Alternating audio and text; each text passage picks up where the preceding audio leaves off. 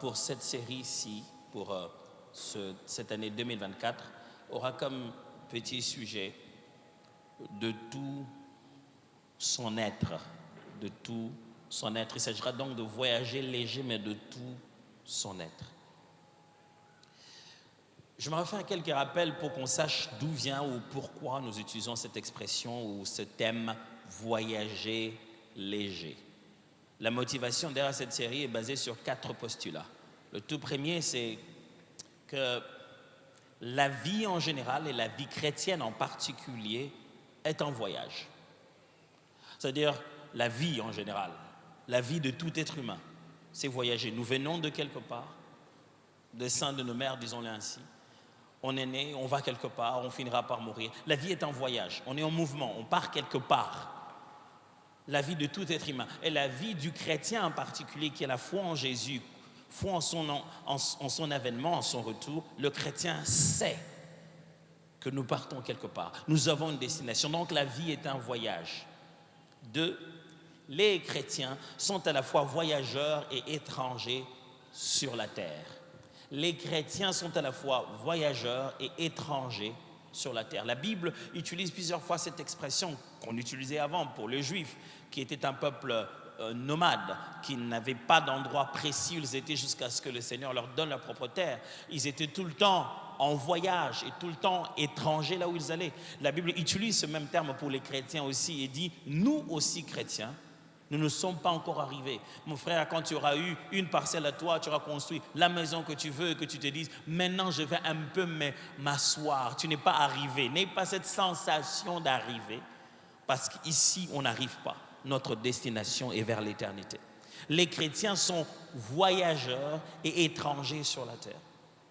Troisièmement, parce que les chrétiens doivent se débarrasser des fardeaux pesants. La Bible nous montre, je vais lire des textes tout à l'heure, que dans ce voyage que nous faisons en tant qu'enfants de Dieu, il est possible qu'on s'embarrasse inutilement, qu'on se charge de choses dont on n'a pas en réalité besoin, qu'on fasse trop de kilos inutilement. Et un chrétien doit apprendre à se débarrasser plutôt de ces choses-là, à ne pas prendre des choses inutiles. Souvent, je voyage avec ma femme, mais l'un des moments les plus difficiles de notre couple, donc si vous priez beaucoup pour nous, priez surtout pour cette partie-là de notre couple, c'est l'un des moments les plus difficiles. Parce que moi, je déteste ça, pas possible. Priez vraiment pour ma patience à ce moment-là. C'est quand vous allez à l'aéroport, vous voyez comment ça vient déjà. Vous avez amené les bagages, les valises, et vous pesez. Et il y a plus de kilos, et qu'il faut à l'aéroport international de Washington ouvrir vos valises devant tout le monde et commencer à rééquilibrer. Vous savez, même en parler seulement, il faut que je me calme. Il n'y a rien qui m'énerve comme ça. Commencer à ouvrir les valises devant tout le monde pendant que les gens sont en train d'aller. Non, vous mettez ici. Ok, vous remettez encore. Non, est-ce coquille 23 T. Ah c'est énervant. Je ne sais pas pour vous, c'est pourquoi je demande vraiment la prière. Vous autres, ça va. Mais moi, ça m'énerve. J'ai acheté des pèses pour peser comme ça, Mais il y a toujours un kilo quelque part. Il y a toujours un kilo quelque part qui dépasse. Qu'est-ce que ça a à voir? Les 23 d'ici et les 23 de là-bas. Ici, si c'est 24, là-bas, c'est 16. Pourquoi on amène? Il y a juste que dans la régulation de voyage, les kilos et les poids sont limités. Même si tu associes mes deux valises, finalement, tu avais 46, mais je ne peux pas avoir un qui soit 30, je ne sais pas moi combien, l'autre qui soit 12. Il y a une réglementation pour protéger le dos de ceux qui portent toutes ces choses. À tout voyage, il y a des limites de fardeau. À tout voyage, vous avez des limites des kilos à porter. Si vous devez voyager en tant que chrétien, sachez-le bien qu'il y a des kilos que vous ne pouvez pas prendre. Vous savez, j'ai voyagé avec des gens qui, comme ils ne pouvaient pas le mettre dans le sac, ils se sont habillés avec. Sentez que quand vous le poussez, il est fort. J'ai cru que peut-être à l'occasion où on se retrouve à louer un avion, ça serait différent. Je me rappelle que pour une raison de mission, on a dû aller en mission quelque part à l'intérieur du pays. Et on a eu la grâce de pouvoir avoir finalement, ce n'était plus une location, finalement ça a été un don de la mission africaine des missionnaires américains ici en RDC, qui nous ont justement finalement donné, au début on voulait louer, ils nous ont finalement donné en connaissant la mission qu'on avait, tout un avion pour que nous allions prêcher, enseigner les pasteurs et faire les campagnes d'évangélisation. Et je me suis dit, on avait tout un avion, donc on pouvait mettre tout ce qu'on voulait. Même quand vous avez tout un avion pour vous, les poids sont limités. Et malheur à moi, on devait commencer d'abord par nous peser physiquement. On nous pèse, nous, avant de savoir ce qu'on doit amener. Et moi, malheureusement, je suis parti avec les pasteurs Eric Mouchipai et les pasteurs David Junior. Vous imaginez notre poids déjà. Même quand l'avion est tout à vous, vous ne pouvez pas tout amener. Mes frères, vous ne pouvez pas tout amener. Vous ne pouvez pas vous habiller de tous les habits. Vous ne pouvez pas construire toutes les maisons. Vous ne pouvez pas conduire toutes les voitures. Dans cette vie, vous devez vous débarrasser de certaines choses qui ne sont pas à vous.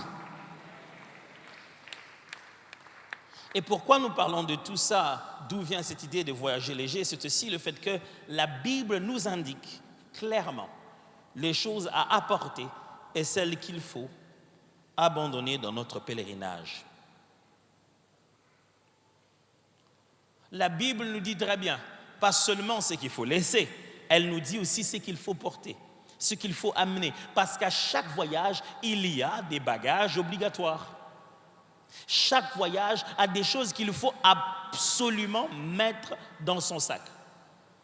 Sinon, vous ne savez pas où vous allez. Sinon, ça veut dire que vous n'êtes pas conscient d'où vous êtes en train d'aller. Vous dites que vous allez au Canada, à cette heure, il fait froid certainement. Ce n'est pas par style que vous mettrez des gants. Si tu regardes la valise de quelqu'un qui va au Canada, tu te dis, mais il a des gants, pour qui se prend? Tu as des chapeaux, tu portes jamais ça ici. Pourquoi tu as des bonnets? Tu veux faire genre. Il ne veut pas faire genre, il sait où il va. Il va faire froid. Et si tu n'en trouves pas dans son sac, tu te demandes, est-ce qu'il est conscient de où il va? Et lorsqu'on regarde donc le sac de voyage d'un enfant de Dieu, il y a des choses qui ne peuvent pas manquer à l'intérieur. Encore pour la petite histoire, je me rappelle de nombre de fois où, heureusement, ma femme connaissait tellement la situation. Je me rappelle de nombre de fois où je me suis retrouvé quelque part en voyage.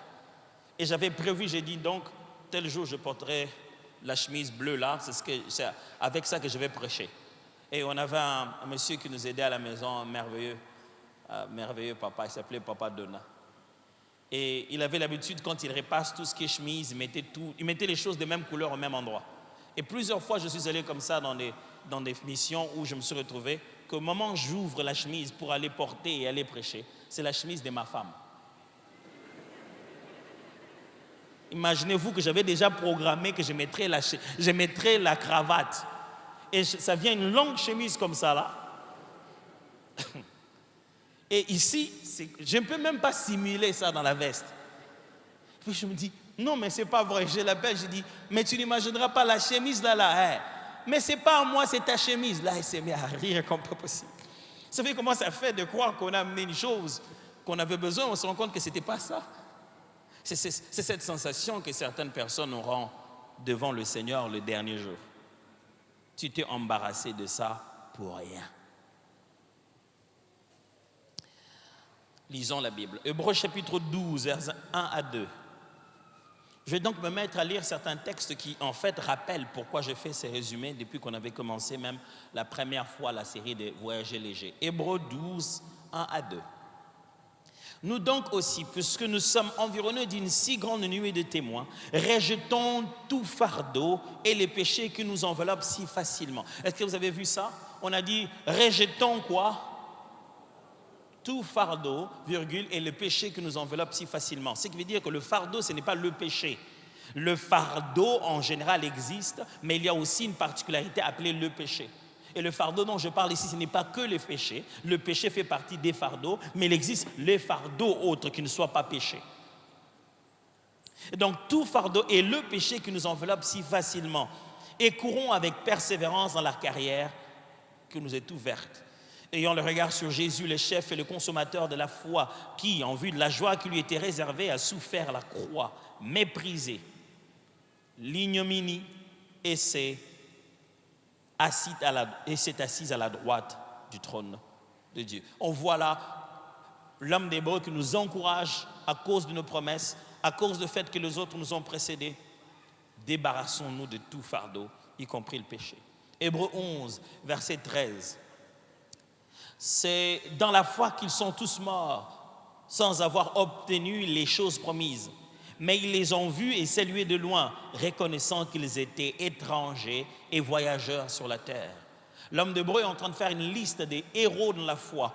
Il décrit ces hommes et ces femmes comme des personnes d'une foi exceptionnelle. Mais il conclut en disant que toutes ces personnes ont salué certaines des promesses à distance. Ils ne l'ont pas vu, ils n'ont pas vu ce que Dieu avait promis, ils n'ont pas touché eux, mais ils ont entrevu, ils se sont rendus compte que ça va s'accomplir bientôt. Mais ce n'est pas pour eux, ils ont dû mourir et ne plus voir ça. Mais ils avaient cette conscience qu'ils étaient voyageurs et étrangers sur la terre.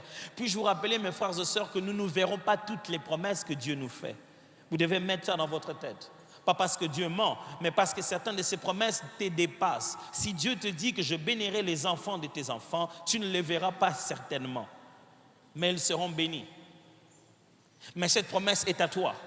Tu la salueras à distance. Et donc, il dit, ces gens avaient conscience qu'ils étaient voyageurs, mes amis, et étrangers sur la terre. C'est le même terme qui revient avec Pierre, dans 1 Pierre, chapitre 2, versets 11 à 12. Il utilise encore cette même expression qui, je l'ai dit au début, était plus pour le peuple juif, voyageurs et étrangers sur la terre. Pierre dit, 1 Pierre 2, 11 à 12. Bien-aimés, je vous exhorte comme étrangers et voyageurs sur la terre, à vous abstenir de convoitises charnelles qui font la guerre à l'âme. Et au milieu des païens, une bonne conduite, afin que là même où ils vous calomnient comme si vous étiez des malfaiteurs, ils remarquent vos bonnes œuvres et glorifient Dieu au jour où il les visitera. Pierre est en train de parler aux chrétiens, il leur dit, écoutez, vous êtes voyageurs et étrangers. Et en tant que voyageurs, abstenez-vous. Ne touchez pas à ça. Ne vous embarrassez pas de quoi? La convoitise charnelle, les convoitises qui font la guerre à votre âme inutilement. Vous savez pourquoi? Parce que tout celui qui voyage sélectionne ce qu'il consomme. La qualité, votre destination détermine votre degré d'abstinence. Je vais répéter ça. Ce que vous vous refusez de faire détermine ce que vous voulez atteindre. Quand vous savez où vous voulez aller, il y a des choses dont vous devez vous abstenir. Quand quelqu'un fait certaines disciplines dans sa vie, il sait pourquoi il va, où il va, qu'est-ce qu'il veut faire. Il a un but derrière. Ok, un exemple pratique. Vous savez les fois où on conduit, ce n'est pas pour vous, mais ces jours-là, tu es au volant, tu conduis. Mais avant de conduire, vous étiez allé quelque part, manger, parler avec des amis. Et que tu te retrouves dans un embouteillage, en train de conduire. Et que là, tu te rends compte qu'il n'y a pas que l'embouteillage dans la rue, mais qu'il y en a aussi dans ton ventre. Et que tu commences à transpirer. Et tu te dis,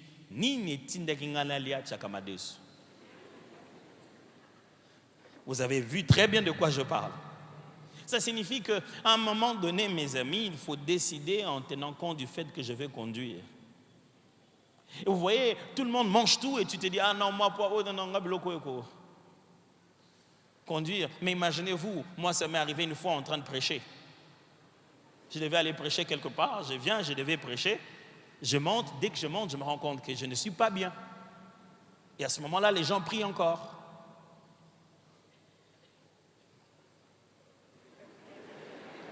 C'est là que tu te souviens des techniques de prendre la salive, de mettre...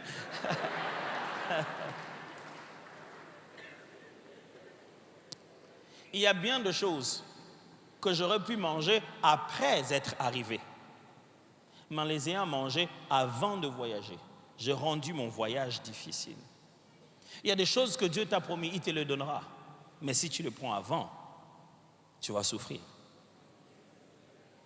Si tu tentes de le prendre à la manière des hommes, le reste de ton voyage va être pénible. Mais c'est à toi. Le diable a voulu donner à Jésus la gloire dès le début du ministère. Il n'a même pas encore commencé. Il voulait que Jésus marche comme ça déjà avec beaucoup d'argent, ayant toute la terre entre ses mains. Il dit non, je vais souffrir d'abord. Et alors le nom sera souverainement élevé au-dessus de tout nom. Voyager léger, mes frères. Le diable a proposé à Jésus de l'alourdir bien avant. Il dit, tu te prosternes, je te donne tout ça. J'ai une mission à faire. Si tu me donnes tout ça, comment je vais faire? Comment j'irai de lieu en lieu si je commence à me promener en cheval? Est-ce que je m'arrêterai encore dans la maison de Matthieu si je vis dans un grand palais? Est-ce que j'arrêterai encore l'eau? J'arrêterai encore les vents si je commence à me promener en sécurité selon la sécurité que les hommes ont prévue? Voyageurs, étrangers. Mais souvenez-vous aussi, Matthieu chapitre 11, verset 28 à 30 le dit. Matthieu chapitre 11, verset 28 à 30 le dit. Venez à moi, vous tous qui êtes fatigués et chargés. C'est l'un de mes meilleurs versets dans la Bible. Je suis content, j'étais content le jour où j'ai trouvé ça, qu'il existe cette option. C'est que si on est fatigué, il y a quelque part où elle est. Venez à moi, vous tous qui êtes fatigués et chargés, et je vous donnerai du repos. Prenez mon joug sur vous et recevez mes instructions, car je suis doux et humble de cœur, et vous trouverez du repos pour vos âmes, car mon joug est doux et mon fardeau est léger. Est-ce que vous avez entendu ça? Jésus dit fardeau léger. Il y a deux termes qui sont réellement opposés ici. Il dit fardeau, et lorsque vous regardez en l'original, les termes sous-entendent déjà l'idée de porter un poids, mais puis il dit mon poids est léger.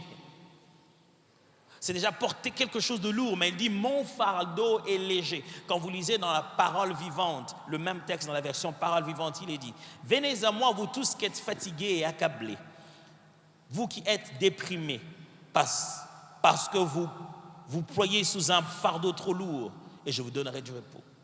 Acceptez de vous laisser diriger par moi et mettez-vous en mon école, car de tout mon cœur je suis doux et humble. Ainsi votre vie trouvera son épanouissement dans le repos. Oui, mon joug est utile et la charge que je vous impose est légère. Jésus ne nous a pas dit que quand nous venons à lui, nous n'allons pas avoir de fardeau. Non, il n'y a pas de vie sans fardeau. La vie a toujours ses fardeaux. On a des responsabilités, des enfants, des frères, des sœurs, du travail. On a des fardeaux à gérer. Mais quand c'est le fardeau que Jésus donne, il est léger.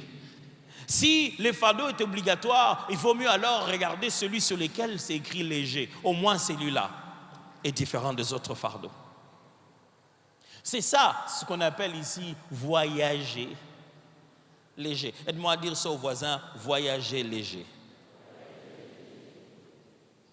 L'objectif donc pendant cette série, c'est quoi? Pourquoi on fait cette série? C'est juste un moment où on veut éveiller la conscience du retour de Christ et de l'enlèvement de l'Église. Oh oui. Retour de Christ et enlèvement de l'Église avec moto. Oh oui. Vous aurez peut-être préféré que j'amène une brebis ici, ça aurait été plus cool, plus biblique. On a amené une moto. Les temps qu'on me voit dans une photo avec moi en moto, tous, l'église, bozo lukanini. Alors, tout ça là, vous faites ça quoi? Tout ça là, je fais ça parce que j'aimerais te rappeler une chose. Jésus revient bientôt. Nous sommes en train de voyager. L'arrivée existe. On ne voyagera pas indéfiniment. Un moment arrive où lui viendra et nous viendrons et nous nous rencontrons dans les airs. Et on aimerait que tu fasses ce voyage de la meilleure manière. Vous savez, cette histoire où il viendra et nous attirera. Vous connaissez toutes ces histoires de conscience de foi qu'on raconte, par exemple, juste des illustrations. Vous savez, la fois où un monsieur travaillait quelque part et volait des fils. Il volait je ne sais pas moi, c'était des fils, un truc dans ce genre. Et il a vu le jour de l'enlèvement, il voulait monter et un de ses fils le retenait. Vous savez, vous connaissez ce genre d'histoire. Juste pour montrer combien le jour où le Seigneur va venir, il faudra qu'il nous attire, il faudra être léger. Mais le but, c'est aussi encourager à une vie de sanctification par action et par abandon. Avec moto, oui. J'aimerais vous encourager à craindre Dieu par ce que l'on fait et par ce qu'on abandonne. Votre vie devrait être aussi léger que ça, de sorte que vous êtes débarrassé de tout ce que le Seigneur n'aime pas. Pas seulement parce que vous avez abandonné les choses que le Seigneur n'aime pas, mais parce que vous avez aussi pris à l'intérieur les choses que le Seigneur aime. Le jour où on le rencontre, il ne te demande pas seulement qu'est-ce que tu as enlevé dans ton sac. Non, il te demande aussi qu'est-ce que tu as amené dans ton sac. Et la sanctification n'est pas seulement l'abandon des choses, mais aussi l'action vers les choses recommandées. Craindre Dieu, ce n'est pas seulement s'éloigner du mal, c'est aussi obéir à ce que Dieu demande. Et Dieu ne nous demande pas seulement de laisser, il nous demande aussi de faire des choses. Vous vous souvenez de la parabole de Jésus quand il dit aux gens « Éloignez-vous de moi, je ne vous ai jamais connu ». Est-ce que c'était parce que ces gens n'ont pas abandonné le péché ou bien parce que ces gens n'ont pas bien traité leurs semblables? Ce n'est pas parce qu'ils n'ont pas réussi à abandonner une chose, c'est parce qu'ils n'ont pas réussi à faire une autre. Mes enfants, mes frères, c'est pour nous aider à prendre, que chacun de nous prenne ses responsabilités en main et nous aider à compter sur la grâce de Dieu pour persévérer jusqu'à la fin. Cette série Voyager léger a pour but de nous dire quelle est ma part sur cette histoire de voyager léger, mais aussi nous dire que malgré nos bonnes intentions, on a vraiment besoin de la grâce de Dieu pour tenir jusqu'au bout. Parce qu'il y a des moments où vous voulez voyager léger, mais ça n'empêche pas aux gens de vous alourdir. Des fois, il y a des gens qui prennent tout bonnement leur poids et viennent mettre sur votre dos. Et on a besoin de la grâce de Dieu pour quitter ce voyage de bout en bout. Comme toutes les dames qui sont ici, elles savent qu'elles ont besoin de la grâce de Dieu tous les jours avec le nombre de fois qu'elles sont conduites sur le Wewa. Maintenant que les routes sont devenues encore bizarres, on a vraiment besoin de la grâce de Dieu. Je ne sais pas quelle est la prière normale d'un Wewa le matin.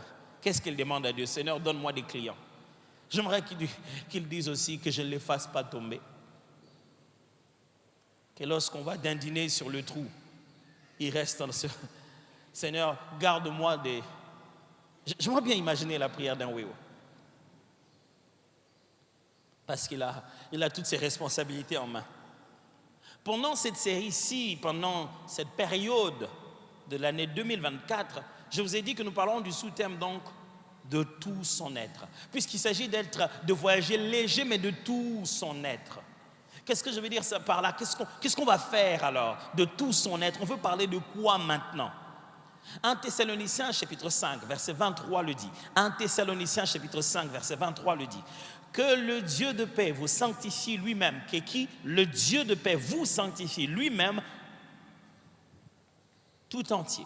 Et que tout votre être, l'esprit, l'âme et le corps, soient conservés irrépréhensibles lors de l'avènement de notre Seigneur Jésus-Christ. Vous avez compris pourquoi je vous ai dit que le but c'était sa venue et son avènement? Vous avez compris pourquoi je vous ai dit que le but c'était de la sanctification? Vous avez compris pourquoi je vous ai dit qu'il s'agit d'être léger de tout notre être? Il dit que Dieu nous aide à nous conserver tout entier. Et l'homme tout entier, c'est quoi? L'esprit, âme et corps. Pendant ces quelques jours, ces quelques dimanches, je vais devoir travailler avec vous, partager avec vous comment être léger dans son esprit, comment être léger dans son âme et comment être léger dans son corps. Je parle ici dans la même expression de se débarrasser de tout fardeau inutilement et de s'attacher aux bonnes choses en vue d'être pris lorsque le Seigneur arrive. Léger dans son corps, léger dans son âme, léger dans son esprit, mes amis. Ça signifie quoi? Ça signifie deux choses particulièrement. Un, il y a des choses qui ne s'attachent qu'à l'un ou l'autre aspect de notre être. Je répète, il y a des choses qui ne s'attachent qu'à l'un ou l'autre aspect de notre être. Ça signifie ceci. Il y a des choses qui ne s'attachent qu'à ton esprit et non pas à ton âme. Il y en a d'autres qui s'attachent qu'à ton corps et non pas à ton esprit. Dans chaque aspect de l'être humain, il y a des fardeaux différents. Vous êtes en train de me suivre? Et il n'y a pas plus grande erreur dans les choses de Dieu que d'utiliser une méthode pour une autre chose. Je vais répéter ça. Ça signifie ceci. N'essayez pas de chasser les péchés. Vous ne pouvez pas délivrer quelqu'un du péché. La personne doit abandonner les péchés. On chasse les démons, pas le péché. Si vous balancez mal les responsabilités des choses de l'esprit, vous ne vivrez pas aisément. Et il y a des gens qui ont chassé des esprits mauvais, changé. Au nom de Jésus, ils ont tout coupé. Ils sont clean. C'est-à-dire qu'au niveau de l'esprit, quand on regarde la façon dont on chasse des démons dans notre pays devait être propre. Je vous assure. Parce que la façon dont on s'est désinsectisé spirituellement. C'est-à-dire que on a chassé les démons de nos vies, de nos quartiers. On en a même chassé ceux de nos villages à distance par Bluetooth. On est même allé dans les eaux. On a attaqué des sirènes. On est même allé dans 2-3 générations bien avant. On a même enlevé le pouvoir ancestral. On s'est débarrassé même des autorités des chefs coutumiers. Nous, normalement, quand on va au check-in, on ne devait même pas passer par la machine là. On est clean. Mais vous savez quoi? La plupart des problèmes des gens à l'église ne sont pas spirituels. Leurs problèmes sont psychologiques. On n'est pas rempli des gens qui ont des problèmes avec l'esprit, non, qui ont des problèmes avec la tête et la psychologie. Les gens sont malades en esprit et en vérité. Et ils ont mis ça au nom de Jésus. Quand quelqu'un ose courtiser une fille en lui faisant croire qu'il est pasteur à Philasté d'exaucement pendant qu'il sait qu'il ne l'est pas. Combien de fois je ne souffre pas de ça? On t'envoie des photos. Non, celui-ci, il a dit à notre sœur qu'il est pasteur à Philasté. Je ne le connais même pas, il n'est pas pasteur. Non, il a dit qu'il était pasteur stage. Quand tu oses courtiser une fille en lui faisant croire que tu es pasteur à Philasté d'exaucement que tu n'es pas, et tu veux l'épouser en allant voir sa belle famille, et tu te dis que tu l'épouseras et jamais elle ne saura que tu n'as jamais été pasteur de Philasté d'exaucement, il n'y a pas un problème dans ton esprit, tu es malade. Tu es psychologiquement déséquilibré. Les gens ont couvert leur déséquilibre psychologique au nom de prophéties et de révélations divines. Ma sœur, moi, le Seigneur m'a montré que qu'est-ce quoi que tu fasses, ça sera seulement toi. C'est du harcèlement. Tu es malade. Mais en esprit et en vérité.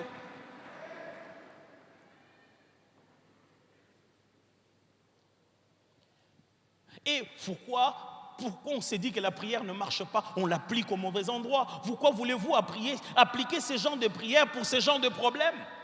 Vous dites quoi à quelqu'un comme ça? Alléluia, on va prier pour toi, oh Dieu. Alléluia, Père de gloire. Il va vous sortir encore une autre prophétie demain. Seigneur, pasteur, Dieu m'a dit que je suis vraiment convaincu. Le Seigneur m'a beaucoup parlé, m'a dit que c'est vous qui devez tout faire pour moi. Vous devez payer les minervales, m'acheter la robe et préparer tout mon mariage. Parce qu'il a dit, quand vous êtes mon père spirituel, vous pouvez aussi être mon père. Ezampia kayaya, ezanzambete, ezampia kako, mpia ka mp, mpia ka. Il y a des gens qui voient des visions de leurs pensées, qui entendent des voix de leur état psychologique. Il y a des gens qui sont déséquilibrés à l'église, mais au nom de la prière et au nom de Jésus. Il y a certains fardeaux qui n'ont rien à voir avec l'esprit. Il suffit de regarder ce que tu manges. Dans son assiette, dans son gobelet, là, sa tasse avec laquelle il prend le thé. Après avoir fini de boire le thé, ce qui reste en bas, c'est une bouillie de sucre qu'il tourne comme ça. Et il boit. Et il faudrait qu'après nous fassions un healing room pour lui. Où on va prier le Seigneur pour combattre le sucre. Tu te tues. Je regarde ton assiette, tu te charges tout le jour de ta propre maladie. Non, moi je me suis toujours dit, non,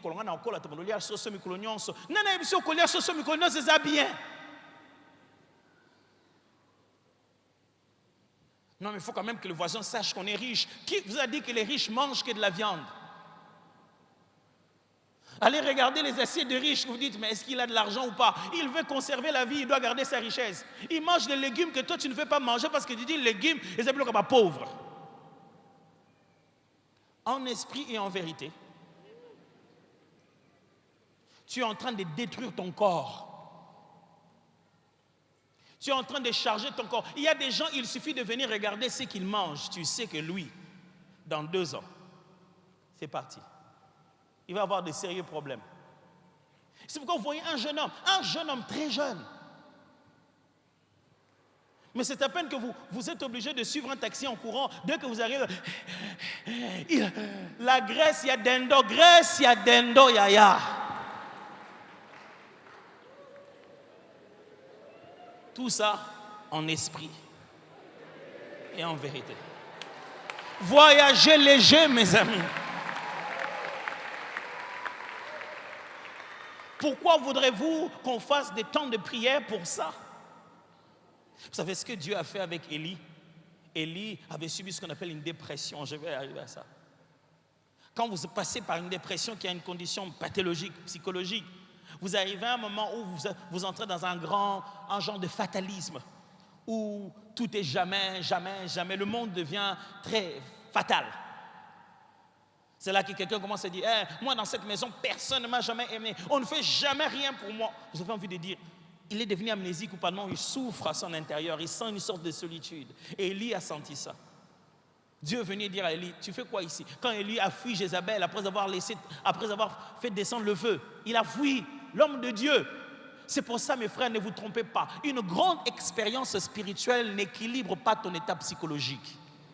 C'est pourquoi la grande partie des erreurs que les gens commettent, c'est après leurs moments forts de jeûne et de prière, qu'ils vont faire des choses que vous dites, naïopé.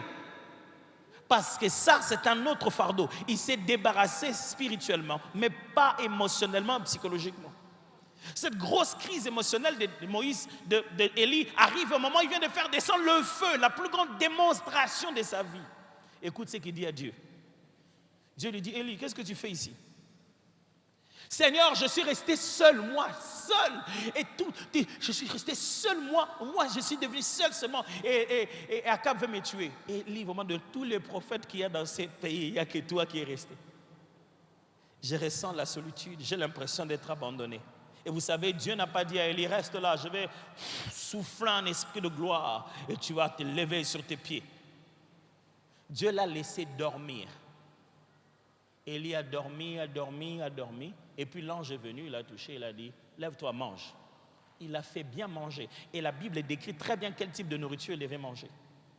Quand les gens souffrent la dépression, l'une de leurs grandes solutions est dans ce qu'ils mangent et dans comment ils se reposent. Puis il a mangé, puis il s'est encore endormi. Et puis Dieu lui dit, va dans la caverne. Dieu n'a rien de spécial à lui dire. Il va dans la caverne, là où il est bien caché, en repos. Et puis Dieu revient encore lui poser exactement la même question. Ça, c'est une séance de psychothérapie. Il revient sur la même question pour voir quel est le changement de sa réalité. Et il dit, mais Élie, pourquoi tu es ici? Il dit, non, Dieu, c'est parce qu'il n'y a plus d'autres prophètes et tout. Dieu ne le dit pas, Élie. Non.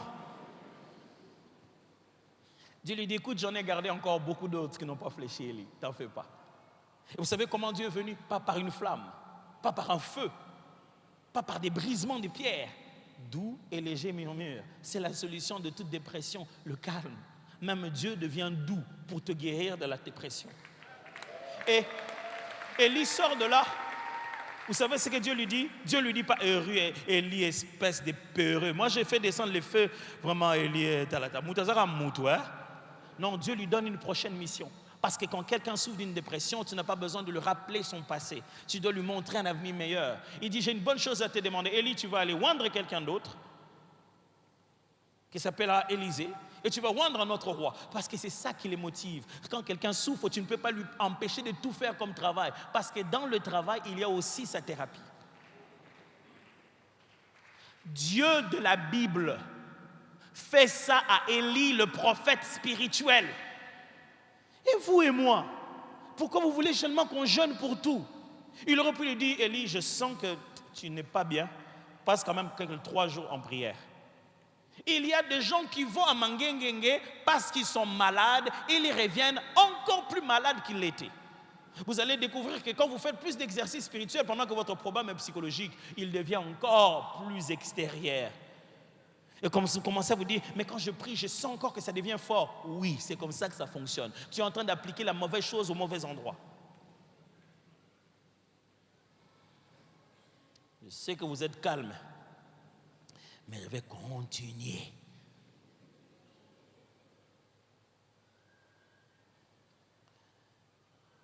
C'est 1 Pierre qui l'a dit, nous sommes voyageurs et étrangers.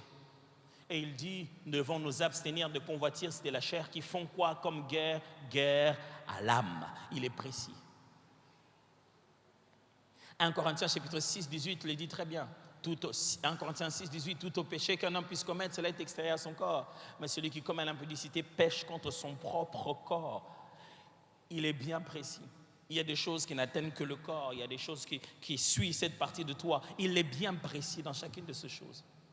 Mais la deuxième vérité, pourquoi on est en train d'apprendre sur son être, c'est parce que la parole de Dieu est suffisante pour résoudre le problème de chaque aspect de notre être. Je répète, la parole de Dieu est suffisante pour résoudre les problèmes de chaque aspect de notre être.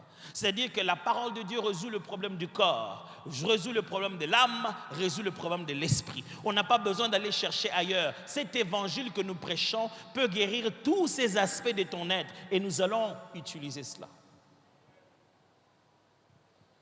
Hébreux 4, 12, n'est-ce pas? Celui qui dit combien la parole de Dieu est une épée à double tranchante, qui est capable de séparer âme et esprit, jointure et moelle. N'est-ce pas que la parole est si précise qu'elle coupe avec précision? Les choses de l'esprit sont esprit, les choses de l'âme sont âme. La parole de Dieu, quand elle est enseignée, elle ne met pas de confusion. Lorsque la parole de Dieu est enseignée, elle ne rend pas tout spirituel. Quand la parole de Dieu est enseignée, elle fait des délimitations claires. Elle vous montre que les choses de Dieu sont là, les choses de l'homme sont là, les choses de l'âme sont là, les choses de l'esprit sont là. Et nous allons utiliser la parole de Dieu pour mettre cette distinction claire. Parce qu'on dirait que nous souffrons de l'hyper-spiritualité. On a tellement tout spiritualisé qu'on ne sait plus reprendre les responsabilités de chaque aspect de l'homme.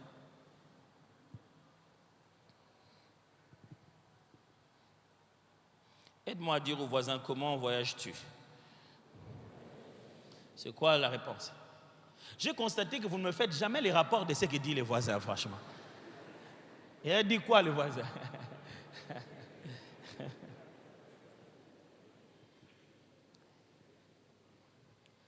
Je voudrais pendant quelques secondes, quelques minutes qui me restent, juste donner l'aperçu général de quoi nous allons parler donc les prochains dimanches. Et je me suis dit que j'avais besoin de triplés, des jumeaux donc de triplés, qui se ressembleraient et que je pourrais bien les illustrer pour montrer que c'est toujours un seul homme, donc 3 aspects. Alors, il dirait qu'il y a ce truc-là qui est en train de prendre le travail des autres. Il faut commencer à se recycler, cette histoire d'intelligence artificielle. C'est terrible. Je me suis dit, comme je n'ai pas de jumeaux à aller prendre en photo, j'ai créé mes propres jumeaux, moi-même. L'homme a toujours voulu ce pouvoir, être capable de créer par lui-même.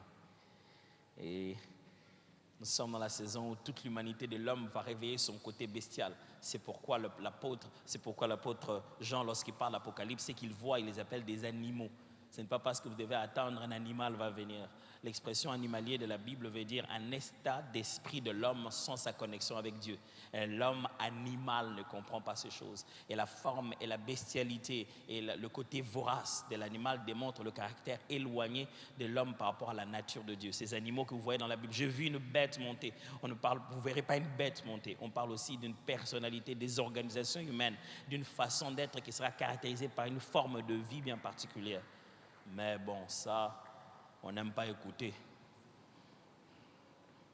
On explique ça. J'en préfère ceux qui vont leur faire des débats inutiles. Jésus. Reviens quoi?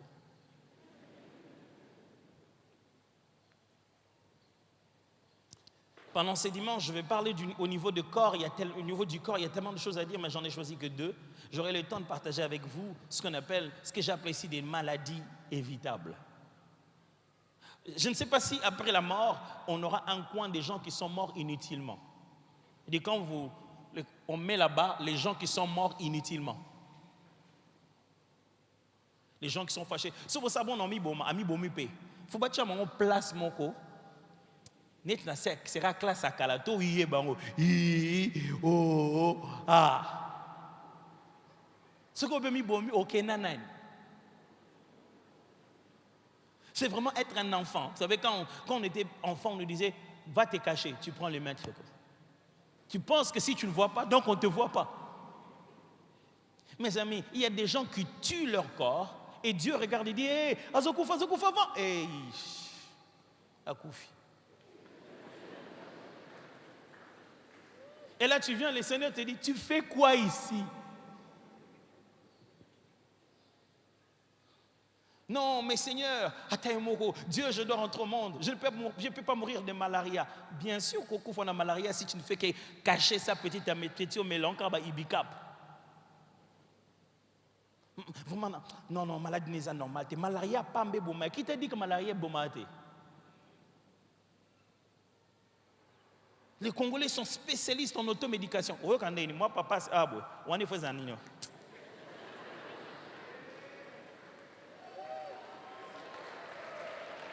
Et TikTok n'a pas arrangé. J'avais vu quelque chose à TikTok. On a mis le concombre, on a placé un nid. Moutoiseau, c'est à TikTok. Il n'est pas médecin. Maintenant, c'est croyez en TikTok, croyez en moi. Ils disent, beaucoup de gens ont témoigné de ça. Ils ont essayé de chasser. Beaucoup de gens là, c'est qui? Jusqu'alors, tu le vois que lui seul.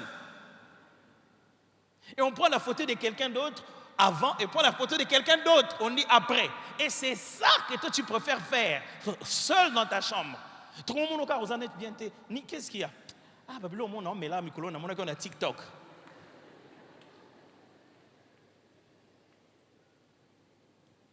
Il y a des maladies évitables, mes amis, dont vous n'êtes pas obligés. Mais chaque semaine, chaque saison, on doit prier pour ça.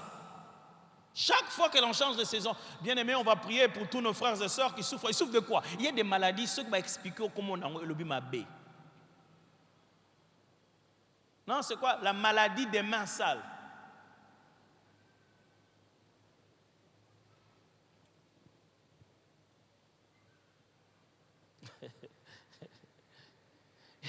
Il y a des maladies de mélange.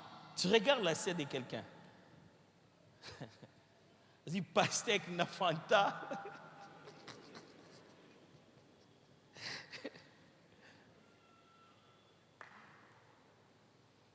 Écoute, à un certain âge, mes amis, vous ne produisez plus les mêmes choses dans votre corps.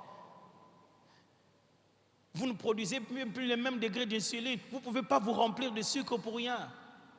Pourquoi on doit devoir prier pour vous pendant qu'on vous voit déjà en train d'aller vers la chose? Je ne peux pas croire que vous ayez un Dieu qui vous ait demandé tellement de jeûner et tout chez vous c'est jeûne, vous jeûnez pour chaque chose au point que vous avez bousillé maintenant votre estomac et finalement il vous a donné l'argent que vous vouliez et 90% de cet argent est en train de partir au traitement de l'estomac. Ça, ce n'est pas un Dieu, ça. C'est la méchanceté. Et vous allez appeler celui-là un Dieu de grâce, ou bien c'est vous qui ne connaissez pas la sagesse biblique.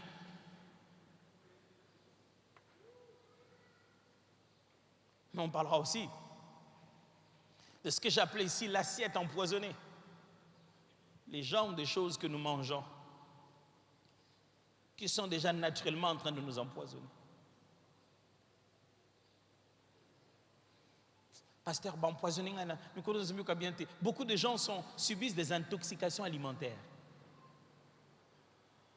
Il a mélangé. Maintenant, il commence à sentir que le ventre...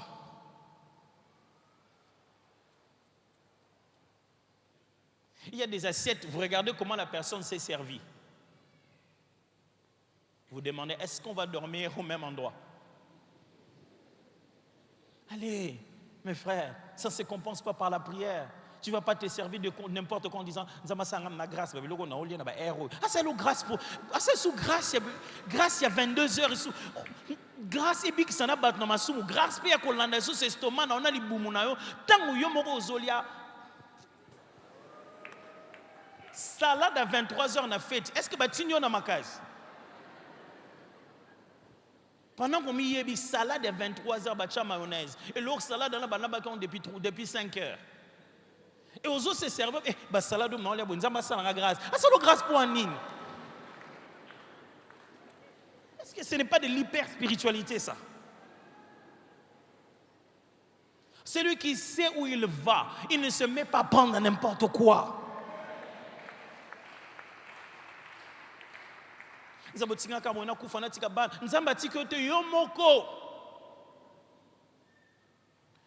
on parlera aussi de l'âme.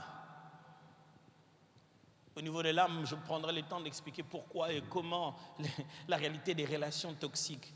Mes amis, il y a des gens qui sont des fardeaux. Débarrassez-vous d'eux. Est-ce que vous avez entendu de quoi je parle ici? Il y a des gens comme si vous êtes en moto, vous êtes en train de partir avec lui. Au télémission, vous quittez. Quittez la vie, quittez.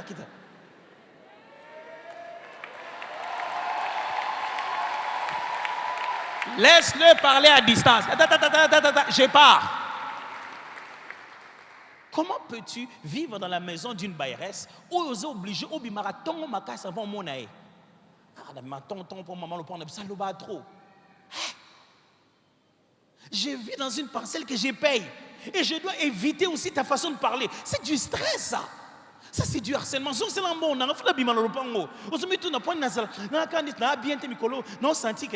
Qu'est-ce qu'il y a? Tu vis dans le stress que tu payes chaque fin du mois. Sors de là, va ailleurs.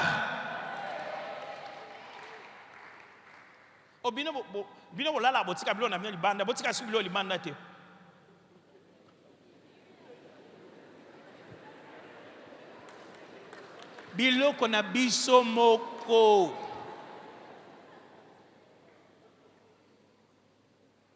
Et toi et les enfants, tu élèves les enfants pour faire plaisir à maman Lupang. Pourquoi tu peux t'imposer ça? Ce qui fera pendant la journée, pasteur, je ne sais pas qu'est-ce qui m'avait pris vraiment. Mon chef m'a dit un truc et puis je me suis fâché. Parce que tu étais déjà sous stress. Et qui te stresse? Ton bailleur.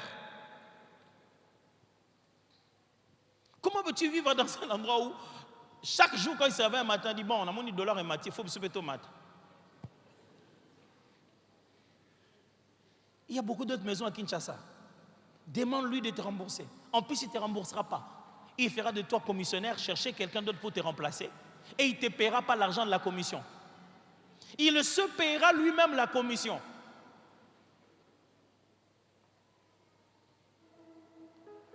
Quelqu'un qui est rempli de spiritualité, il est monté à Mangengenge, il s'est purifié de tous les démons de la famille, mais émotionnellement déséquilibré. Vous devenez fiancés ensemble, vous voyez combien c'est difficile de vivre avec un homme spirituel. Il devient suggestible, il est sensible à tout. Oh non, mais mes frères, mais quand même, mon isozo qui n'est pas jeune, il faut quand ça quand même au boss, mais pour quand même, l'obinara n'a jamais solo. Mukolo, 29 ans. Bon, soigner la relation na bino pozo lungo sungaye la c'est que jeune comme ça minu solo solo pour la garantie bana tongo. Mais bon bébani, il est malade, il est encore blessé au niveau de son émotion. Sikaye.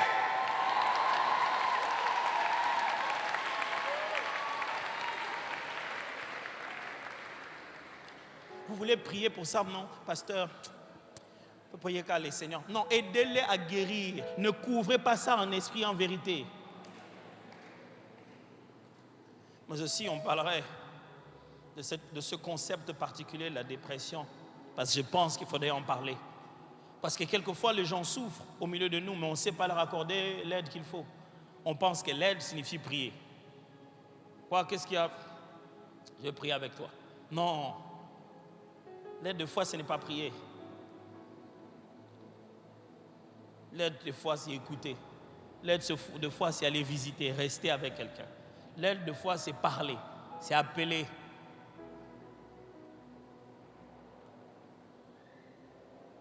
Et nous vivons la mentalité chrétienne d'Okoi Batikyo. C'est-à-dire, si on trouve en quelqu'un une faiblesse, c'est qu'il est faible. Il doit rester. Non, vraiment.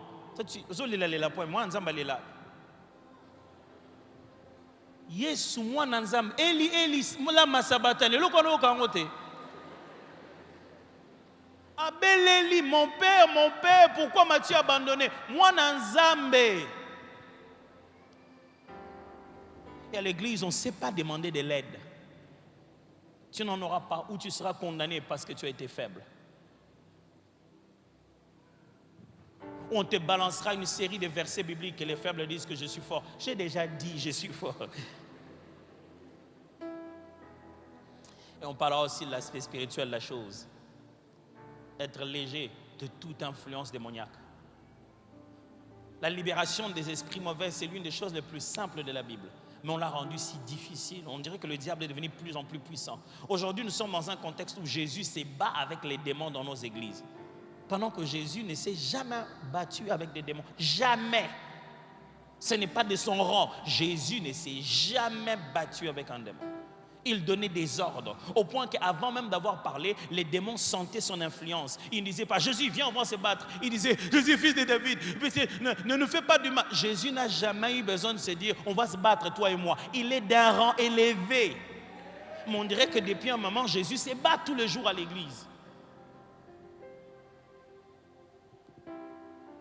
Et je parlerai des addictions, qui on se demande bien, est-ce que c'est spirituel ou c'est psychologique? Et j'aurai le temps de fixer tout ça. Pourquoi toutes ces motos autour de nous ce matin? Parce que le voyage d'aujourd'hui, j'ai voulu qu'on pense à voyager seul en moto. Voyager en moto nous rappelle trois choses fondamentalement, qui sont liées à cet enseignement. Un, ça demande de l'équilibre. Il y a plus de 18 ans ou 19 ans passés que j'ai tenté d'apprendre à conduire une moto. J'étais à Pointe-Noire, j'admirais un frère qui conduisait sa moto. Je lui ai demandé de m'apprendre à conduire. J'ai tenté seulement 2 jours.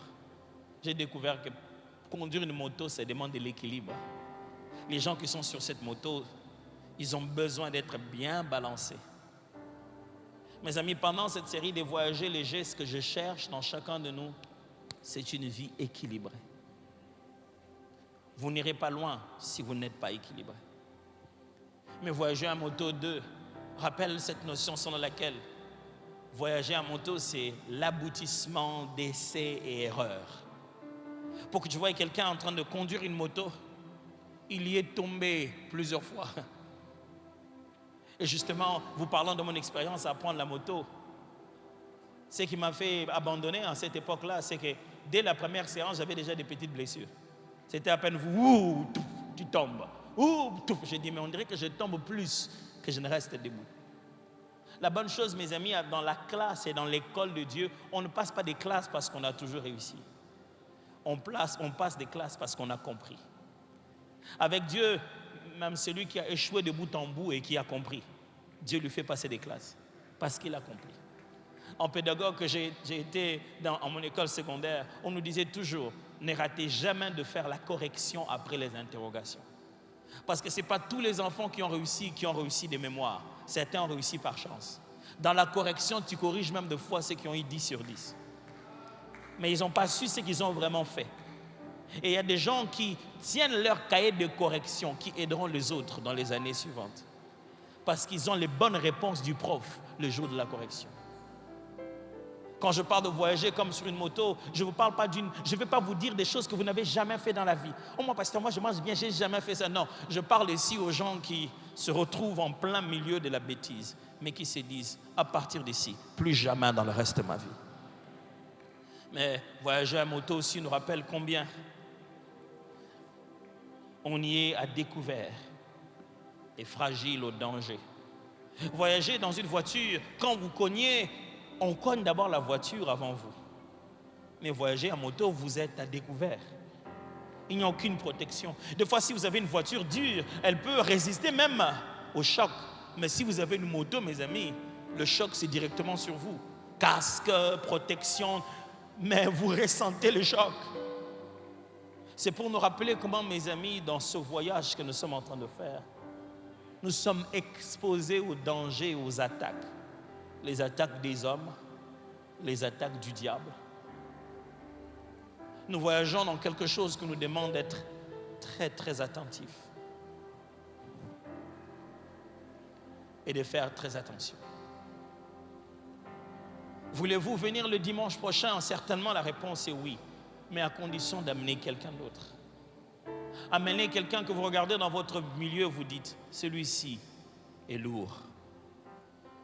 Son mariage lui pèse. Ce travail lui pèse. Si vous voyez quelqu'un à côté de vous qui est chargé, amenez-le ici. Pas à cause de moi, parce qu'il y a un texte qui est dit, venez à moi vous tous qui êtes fatigués et chargés. Si le dimanche prochain, avant de venir, vous vous sentez lourd, vous dites, donc on pense qu'une église, c'est justement le bon dimanche où venir. Parce que c'est ici que Jésus vous rendra léger de cette lourdeur que vous subissez.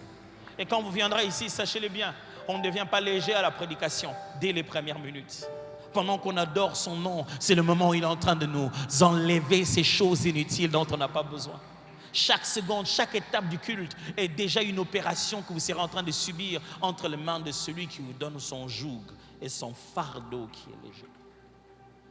Dimanche prochain, amenez votre ami, amenez votre mari, amenez votre soeur, amenez vos parents, pas à moi, à Jésus qui sera ici encore, comme il l'a toujours été. Prions ensemble.